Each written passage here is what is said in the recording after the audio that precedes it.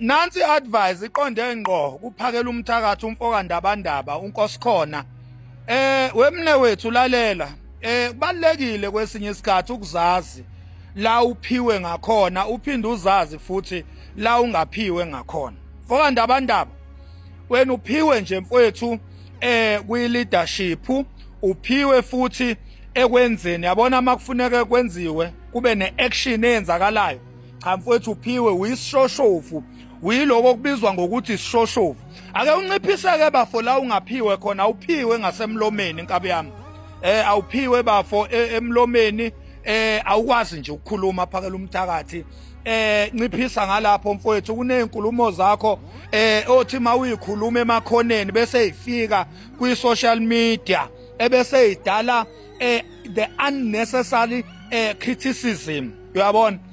Singathi sikhuza abantu ku social media ngokukhamisa imlomo, bekhamisa imlomo enukayo, becriticize izinto ezisebenzayo. Phinde futhi nawe mfokandabandaba ukhuluma izinto othole ukuthi ziyawudayisa ilokhuze, ziyayidayisa i-momentum, ziyayi-affect i-momentum. Awuphiwe vele phakela umthakathi ngasekukhulumeni, awuphiwe nkabi yami. Wena uyisishoshovu, wena uvulavala, wena uphiwe ngasekwenzeni. Makuthiwa action speak louder than the words, kukhulunywa ngophakela umthakathi. Kunenkulumana zakho nje mfowethu eziphumayo endleleni, eziphumayo ngempela endleleni. Kuyenzeka-ke umuntu mengabe ethokozile noma ejabulile agcine eqa ulayini. Buyela-ke nkabi yami kulayini, uphume nje ekukhulumeni vela uphiwe lapho.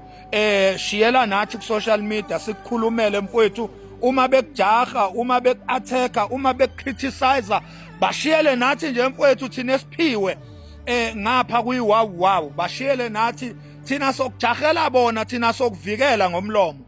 Wena qhubeka nje wenza izenzo ezinhle njengoba wenza nje.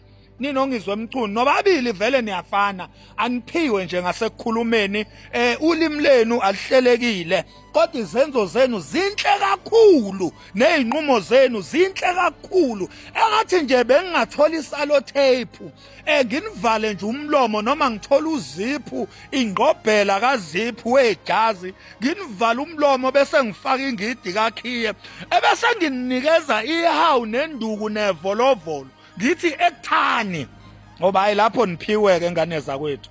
I-advice nje le enginiphayo, ungizwe emchunu, unako ukukhuluma izinto eziyakhayo ingqondo kodwa ayikhulume ngendlela engenangqondo.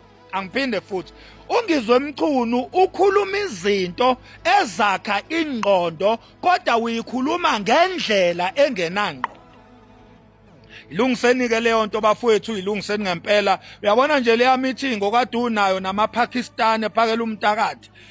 Ispeech sakho asibanga sihle mfowethu, speech sakho sikudayisile, kodwa ke akonakele kakhulu, kuzolunga nje kalula ngoba sikhona singomakhanya ku social media, sigada umzila simi ngasemnyango impela, akuyilutho olubuyayo. So uma beku-attack mfowethu sobe sikhona nje sikuvikela. Mina ngingena ko live senishawe nashawa kwaqedwa ngani, ngifike ngibhidlise yonke lo mthangala, ngibhidlise yonke lonto ngime ngedwa, ngithi niyamdakela uphakela umthakathi, niyamdakela ungizwe emchunu, ngithi niyanyazinja, kusho mina ko live bemsunu bamambuka.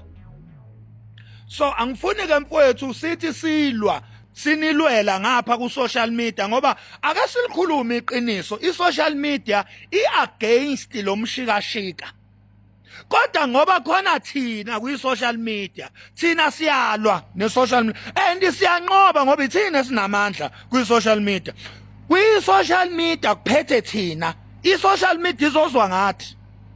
Yeah, ziningi inhliziyo nezingqondo zabantu mina esengiguqulile la kwi social media, ebekade nje zibhadla amasimba.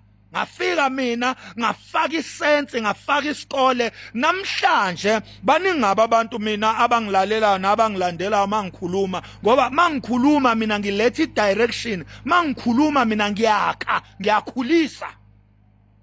ingakho ke nje imbono ngibuye ngiyiphonse kini ezingqwele ngibuye ngiyiphonse kini zingane zakwethu nina amaqhawe imbono ngibuye ngiyiphonse kini mina ngoba ngishaya ngapha nangapha mina ngishaya ngapha ku social media ngiphinde ngikhuphukele emakhosini ngiyoshaya khona ngikhuphukele kuma politician ngiyobhonya khona ngoba ngisokiwe la mangikhuluma into eclear and clean. Le advice ikayifike kuwe mfokandabandaba ukuthi awuphiwe mfowethu ekukhulumeni uphiwe ekwenzeni umuntu akagxile kulento aphiwe kuyo ukuze angathenza kahle bese edayiswa ulimi lakhe. Thank you.